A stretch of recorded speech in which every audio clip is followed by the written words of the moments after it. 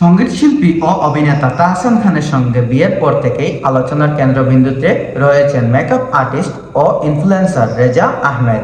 সম্প্রতি তিনি গোলাপি আবেশে স্বামীর সঙ্গে রোমান্টিক ছবি পোস্ট করেছেন, যা সামাজিক যোগাযোগ মাধ্যমে ভাইরাল হয়েছে। ছবির ক্যাপশনে রেজা লেখেন, বৃত্তের ভিতরে শুধু তুমি আছো, সঙ্গে যুক্ত করেন ভালোবাসার ইমোজিও। পূর্ব হালকা গোলাপিতে পুতুলের বেশে ও শাড়িতে গর্জিয়াস লুকে হাজির হয়েছেন। নেটিজেনদের প্রশংসা কুড়িয়েছেন তিনি। রেজা এক দশকের বেশি সময় ধরে বাংলাদেশ ও যুক্তরাষ্ট্রে ব্লাইন্ড মেকআপ আর্টিস্ট হিসাবে খ্যাতি অর্জন করেছেন। নিউ ইয়র্কে ইউনিভার্সিটি থেকে কসমেটিক্সের উপর পড়াশোনা শেষে লাইসেন্স গ্রহণ করেন।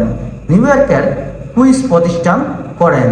রেজা ব্লাইন্ড মেকআপ এর পাশাপাশি তিনি মেকআপের শিক্ষক হিসাবে নারী প্রতিষ্ঠাতা এবং উদ্যোক্তা হয়েছেন তিনি।